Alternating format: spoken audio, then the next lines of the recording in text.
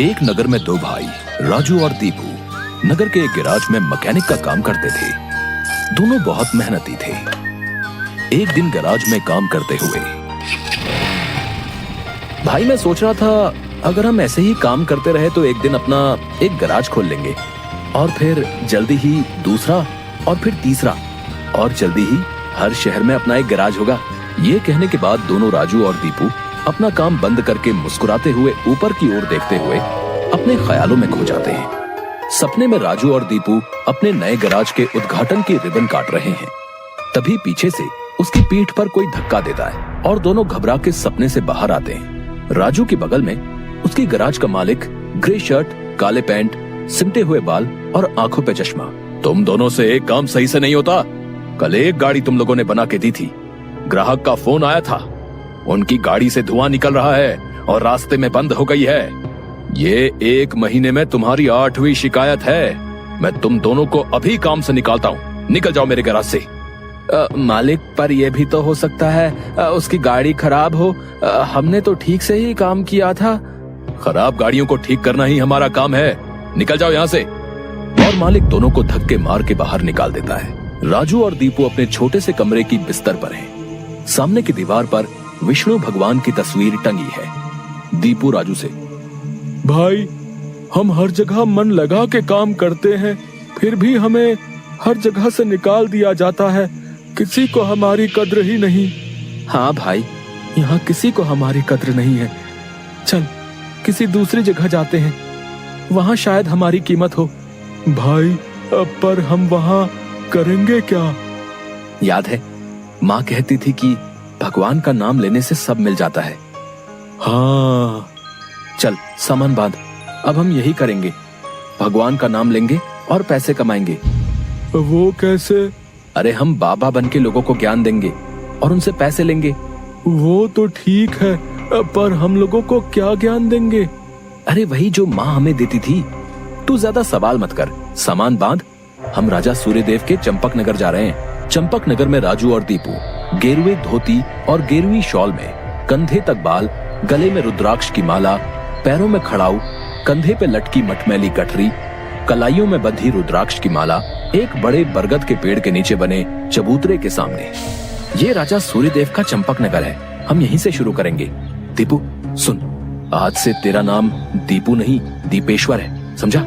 और मैं एक सिद्ध योगी। मैं यहाँ बैठता हूँ और ध्यान करता हूँ। तू नगर में जाके ये खबर फैला कि एक सिद्ध योगी आए हैं जो हर समस्या का हल देते हैं। ठीक है, मैं जाता हूँ।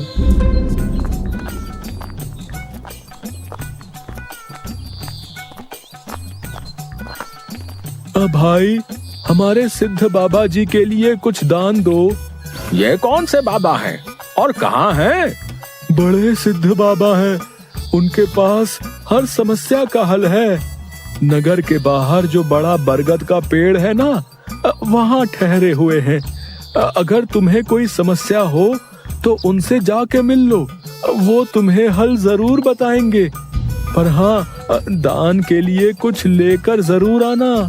हाँ, मैं जरूर आऊंगा। औरों को भी बता दो, पूरे नगर का भला हो जाएगा।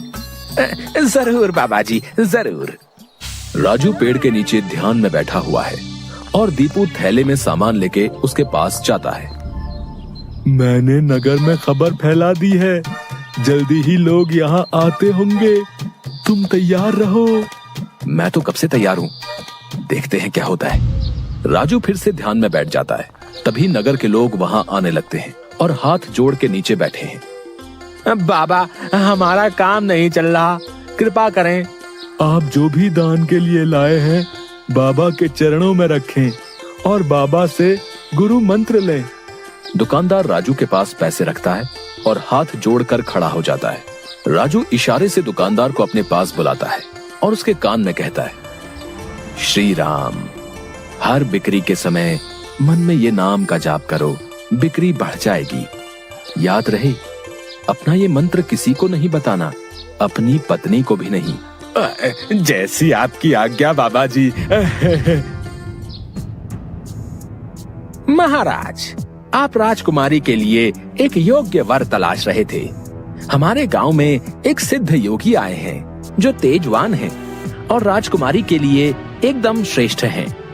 गुरुदेव, मुझे आपके चयन पर पूरा विश्वास है। अगर आपने चुना है तो वो राजकुमारी के लिए अवश्य ही उत्तम होगा। सोने जवाहरात और अनेक उपहार लाओ। हम अभी उन महान योगी के पास जाएंगे और उनसे राजकुमारी से विवाह करने का आग्रह करेंगे। हे तपस्वी, मैंने आपके बारे में जो सुना था, आप उतने ही तेजस्वी हैं। मेरा आग्रह स्वीकार करें। राजू ध्यान से आंख खोलकर राजा को देखते हुए, जी महाराज, कहिए क्या परेशानी है आपको? मेरी इच्छा है कि आप मेरी पुत्री से विवाह करें और ये उपहार स्वीकार करें। राजू काफी देर तक उपहार में लाए सोने चांदी और अनेक वस्त्र और उपहारों को देखता है, फिर राजा की ओर मुड़ता है। महाराज, मैं तो एक सन्यासी हूँ, मुझे इन सब से क्या लेना? मुझे क्षमा करें, मैं आपकी बात नहीं मान सकता। दीपू चौंकते हुए राजू को देखता है। मैंने जो सुना था, आप उससे भी महान हैं। मुझे क्षमा करें यदि मैंने आपका अनादर किया हो। आप जब तक यहाँ हैं, मैं कोशिश करूंगा आपको कोई दिक्कत ना हो। और राजा सूर्यदेव को प्रणाम करके वापस चले जाते हैं। अरे राजू, ये क्या कर दिया तुमने? इतना अच्छा मौका हाथ से जाने दिया। अरे राज करते हम लोग। राज, तुम्हें ये क्या हो गया है? मैं यही सोच रहा था, लेकिन फिर मैंने सोचा कि इतने दिनों से ईश्वर का नाम लेते लेते इतना तो समझ आ गया है कि ईश्वर के नाम अमृत में ऐसा क्या है जो मीरा सारा राजसी ठाट छोड़कर वैरागन बन गई। क्यों प्रहलाद ने अपने पिता की इतनी यातनाएं सही? मुझे भी राम नाम का धन मिल गया है जिसके आगे इस दुनिया का सारा धन फीका है। मुझे ये सब नहीं पता। हम यहाँ पैसे कमाने आए थे, ना कि साधु बनने। मैं चला, मैं अकेले ही सब संभाल लूंगा। तुम्हें जो ठीक लगे करो, पर अगर किसी मुसीबत में फंस जाओ, पूरी श्रद्धा से ईश्वर का नाम लेना, तुम्हारी मुसीबत दूर हो जाएगी। तुम्हारा दिमाग खराब हो गया है? इतनी आसानी से मुसीबत दूर होती तो सभी खुश होते। राजू बस उसे देखकर मुस्कुराता है और ध्यान में बैठ जाता है। दीपू अपनी पोटली उठा के गांव में चल देता है। क्यों भाई, कैसा चल रहा है? हाँ भाई, सब बढ़िया है और अब घर में सुख शांति भी है। ये भी बेवकूफ बन गया। राजू है तो चालाक। उसने ऐसी युक्ति की कि कोई उस पर सवाल नहीं उठा सकता। कुछ राशन दान करो। जरूर।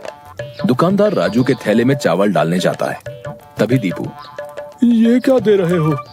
इतनी मिठाइयाँ और मेवे तुम्हारी दुकान में है और तुम ये कच्चे चावल दे रहे हो? इनमें से कुछ दो। पर बाबा तो ये सब नहीं कहते। तुम्हें क्या करना है? जितना कह रहा हूँ वो करो। दीपू आगे जाता है और जोहरी की दुकान में दुकानदार से, और भाई जोहरी, कैसी चल रही है दुकानदारी?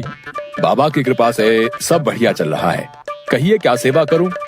बाबा के लिए कुछ दान दो।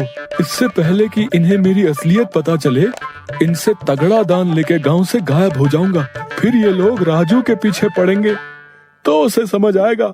बाबा के लिए कुछ दान दो। जौहरी पैसे निकाल कर देने लगता है। अरे ये क्या भीख दे रहे हो? बाबा की कृपा से तुम्हारी दुकान चल रही है। इतने सारे जवाहरात हैं, इनमें से दो, कुछ कीमती सा। जितना दोगे उससे ज्यादा मिलेगा। ये बाबा को क्या हो गया है? कोई नहीं, बाबा को देने से मेरा क्या घटेगा। जौहरी एक सोने की हार दीपू को दे देता है। ये लीजिए बाबा।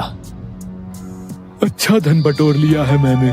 इससे काफी दिनों तक काम चल जाएगा। बड़ी भूख लग गई है, कुछ मिठाइयाँ खा लूं।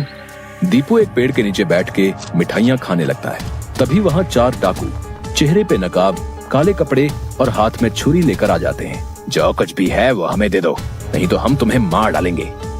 दीपू डर से अपनी पोटली उन्हें दे देता है। तभी डाकुओं के सरदार का नकाब खुल जाता है। दीपू उसे देख लेता है। अब तुझे मरना होगा क्योंकि तूने मेरा चेहरा देख लिया है। हे भगवान, ये क्या हो रहा है? कैसे बचूं इनसे?